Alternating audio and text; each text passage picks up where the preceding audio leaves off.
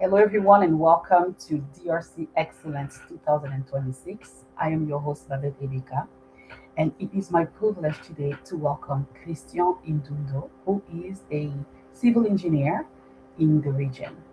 We are using the last week of June to highlight professionals from the Congo who live in our region, Washington, D.C., state of Maryland, and the state of Virginia. So, welcome, Christian, and thank you so much for allowing us to share your story and to learn also from your journey. Thank you, Babette. Thank you for receiving me. I'm very flattered by the interest in my profile. Thank you very much. Wonderful. So before we jump in, can you tell people again your name, what is your profession, and what's your role right now, where you work, and then which part of the Congo are you from? Okay, my name is Christian Endundo Kimona. Kimona is my middle name. Uh, I'm I have a civil engineering background as far as education, but currently I work as a construction manager. Um, I'm born in Kinshasa. My family is originally from Mbeke in Ecuador, uh, in the middle of the Congo rainforest. Wonderful. The reason I ask this question is so that people can start getting educated about all these different parts of our beautiful big country. So take us back to starting off your journey. What brought you to the United States, and how did you embark into the journey of civil engineering and construction? Uh, Coming to United States, there is two major strengths who came in. Um, First, there is the Great Congolese War, the Second Great Congolese War of 1997. And second, there is the American Dream. Uh, uh, Around 97, I graduated from high school in Belgium. I went back to Kinshasa, hoping to receive a visa to start university in Belgium and complete it in Belgium. Unfortunately, the war began. Uh, I didn't have the visa and I came too late for university. Therefore, my parents came to me with a proposition. They wanted me confronted to the uncertainty of my future. They wanted me to try America. I was I'm still very ambitious, but I was kind of ambitious and a risk taker back then. So I decided, okay, let's try the American experience. I had the dream of America. I was hoping to do big, so that's how I ended up in America. Civil engineering, it's kind of it's a child story. I've always been among my siblings. I've always been the one who was gifted in science and mathematics. I mean, we were not I was not the smartest guy in the classroom, but I had more strength in that. So everybody used to tell me, okay, you're going to be an architect, you're going to be this, everything related to science and science. But the breakthrough is when I was about 10. My mother used to live at Debenham, close to Limete. And at the time, my parents were separate. And living with my mom part of the time and going back and doing the back and forth, I could see how the neighborhoods where it used to live my mom was deteriorating, how Congo was deteriorating. Uh, so one day I took the bus with my uncle and I told him, one day I'm going to be a great engineer and I'm going to destroy the whole town and rebuild it. So that's how the story started. So it's been now it's getting close to 30, no, 40 years. So yes, that's how it started. Wow, so wonderful. So this is like literally the job in your heart. It's like a personal story here, how you ended up into engineering. And it's happy that you, after all of the years, you still came back to engineering. Yeah, yeah. I mean, God made some motion into that. Uh, and actually, I even forget that story. It's my uncle who Ah, reminded me this story when I was like 22. wow. He reminded me this story is like, you remember when you were a kid, you say that, and when I look at the pathway that I took, it's true that all the steps I took were kind of driving me toward Bringing that. you. Yeah, yeah. Wow, wow. That's wonderful. So we're going to come back to this part in my last question today. My next question to you is, let's talk about challenges that you encountered. So you moved here from, you studied in Belgium, you moving here in America to go to university. So what are some of the challenges that you encountered for you to be able to start your journey into this profession? The first challenge was the mindset. You know, being in Belgium and Congo, you are surrounding with people. I was surrounding with people who have the same mindset as me. It was a support platform. Uh, so it was very easy. Coming to America, you had people who were very different, who had a different culture. So you had to go toward people to find the correct action or words to network with people. That was very difficult at the beginning. The second thing was the language barrier. When I came, I spoke mainly French. I know a little bit of English, but I didn't know, um, eh, I didn't speak and wrote professional English. So, and even fluently. So it was a big challenge. It was very demanding. The two first year, that was really, those things were very difficult. Another item was difficult all the way during my university years, and even still a little bit less now, but still, is the structure of the American society. America is a society who puts you uh, in which you are quickly confronted to responsibility, um, uh, to to the competitiveness. You need to be productive.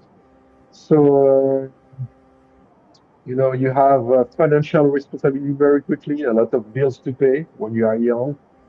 Um, you have competitiveness everywhere in school, student jobs, um, professional job.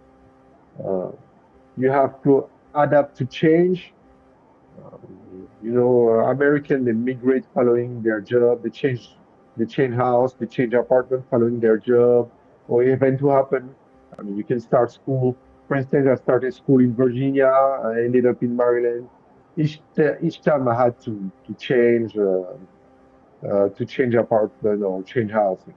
So that was very delayed. Yeah, yeah, very difficult thing.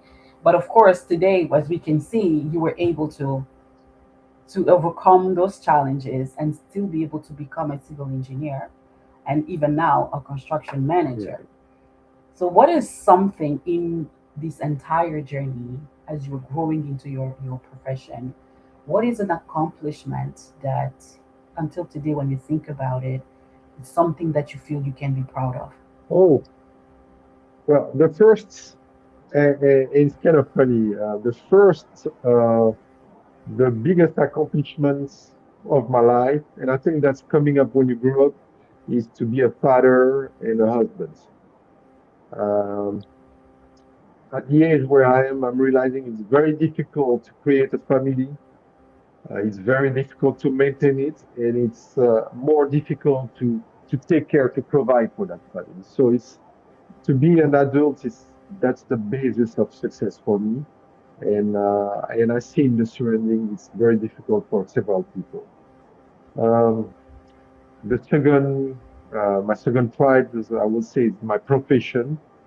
I was being a civil engineer. I was lucky enough to have contributed to the change of life, the quality of life of my surrounding. Wherever I worked, I had an impact on society. Uh, in America, I work in transportation system, on the railway, on roadway interchange, tramway, bus facility. So you realize that there are millions of people who have been using the infrastructure that you helped design, build, or maintain or manage. Because I work also in the management and maintenance of infrastructure. In uh, in Congo, uh, same thing. I work on the harbor, the main harbor, the town of Mandaka at the equator. In Kinshasa, built gas station, bank, school. School was an amazing experience because we finished the school. We were working on the school at the same time students were going to school. So you really see the results. Wow. Uh, I worked on a factory, great factory. In Bakongo, I work in oil and gas. I work on a power producing facility. Uh, I work from Kimpese to Bandundu, if I recall well, the town of Kingi.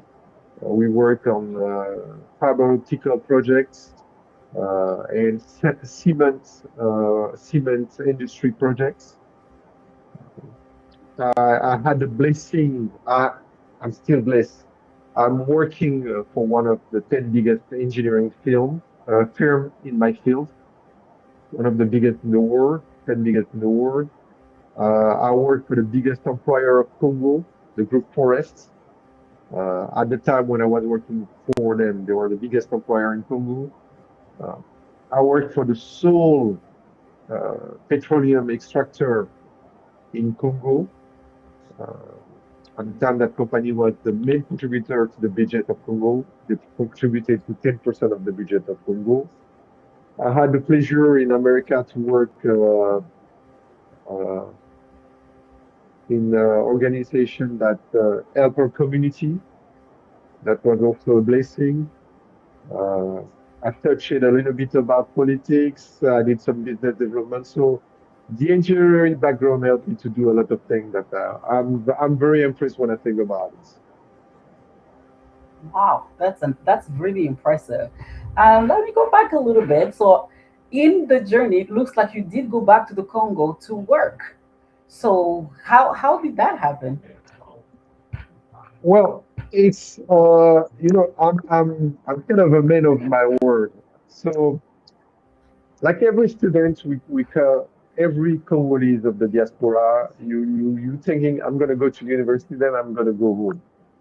So when I was about to complete university, I recall a meeting I had with friend. I was like, okay, everybody made this statement like, yeah, once I'm done, I'm going back. Me, I was like, no, I'm gonna work 1 or 2 years and then I'm going back. It ended up that after 1 and 2 years, I'm the one who went back. The other guy, they stay longer than what they say in the meeting that we had. Um, so what happened is decision and also opportunity. Um, it happened to be my father had a friend who my father to a social events was speaking to some of his friends and he said that his son is an engineer. No, actually, it was the inverse. The friend complained that they were not. It was at the time of the 1+4. So the World Bank was putting a lot of money in Congo to rebuild their infrastructure. So the friend complained that there was not enough engineer for his business. And my father, people know him for politics, but he's more a business guy. Uh, Uh, Back then, he was more a business guy. So my father told him, "Oh, that's surprising. My son, that's a good thing. My son is a civil engineer."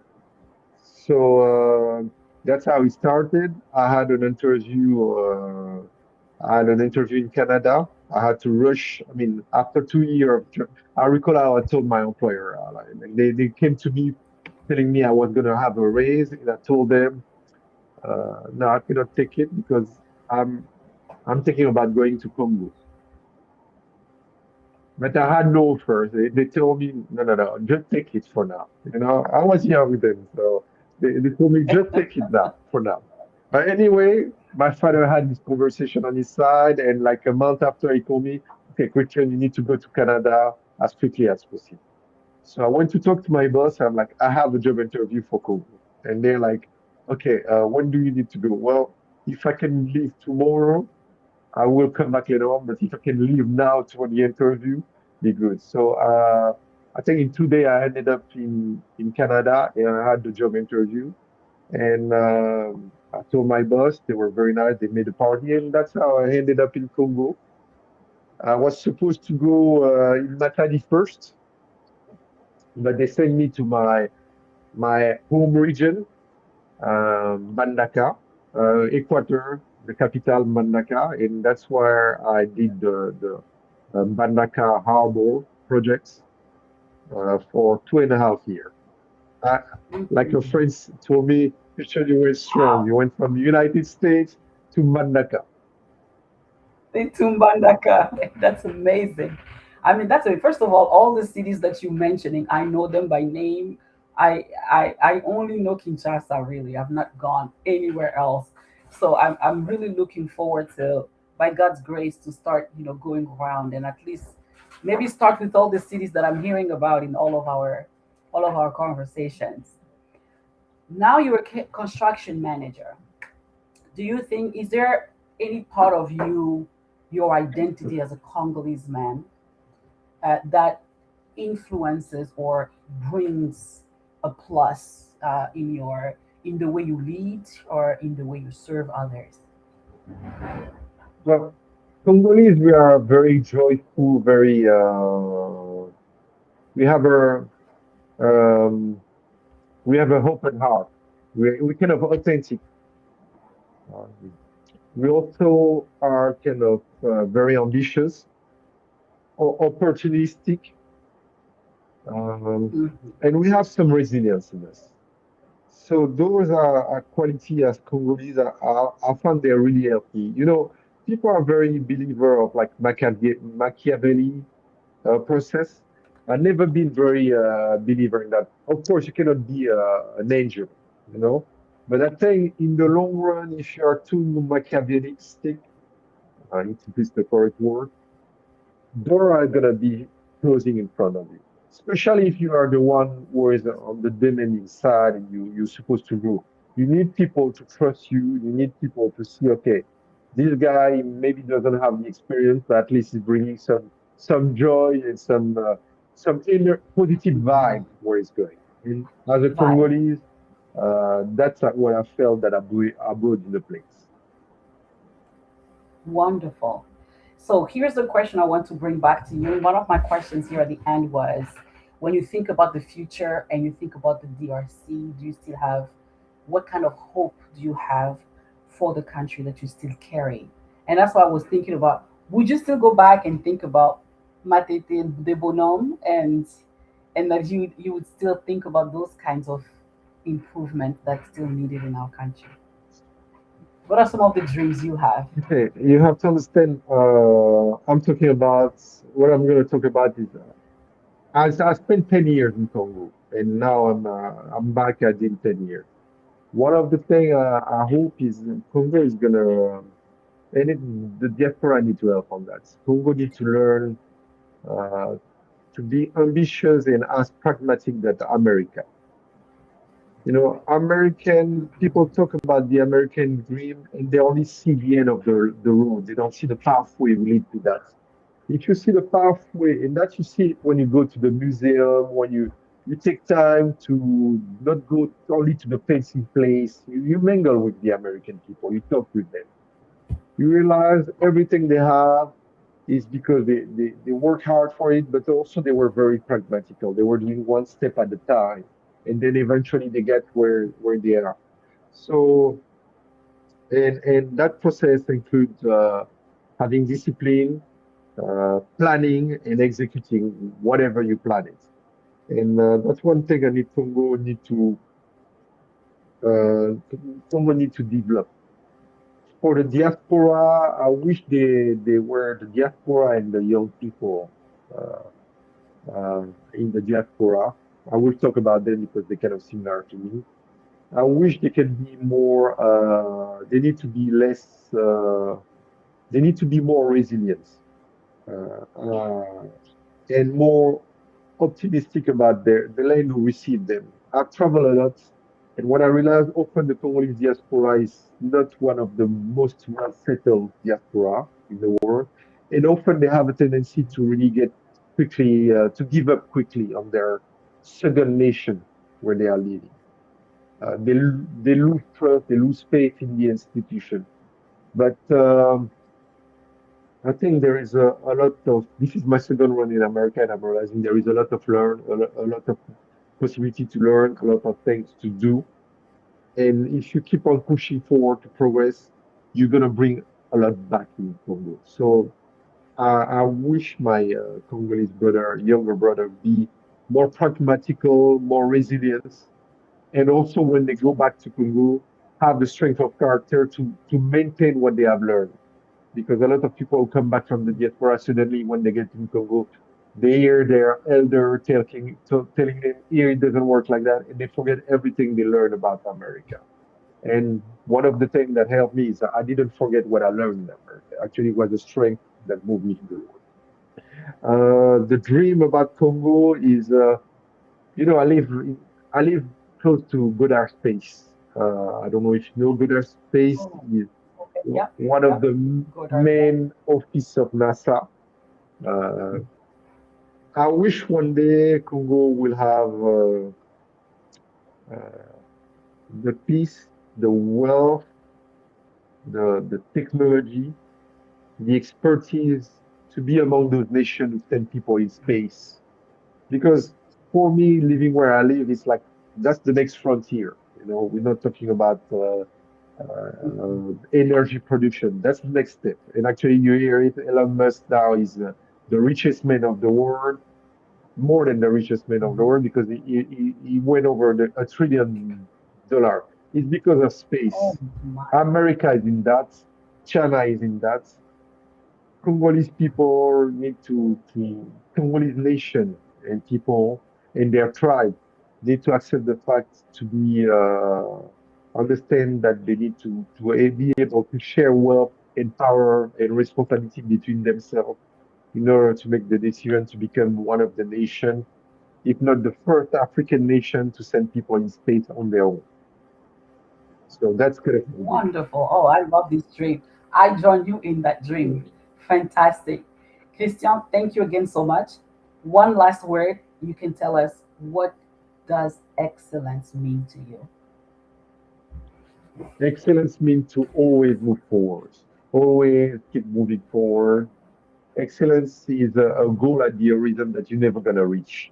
So you should never give up. You should always try to put yourself in doubt and to improve yourself. Okay, you reach what your boss is saying 100%. Okay, is there someone in the company who's stating that is not satisfied with you? What can you do to satisfy this guy? Excellence is about always pushing yourself forward. Beyond, to infinity and Exactly. beyond. Thank you so much, Christian. It was a pleasure having this conversation with you.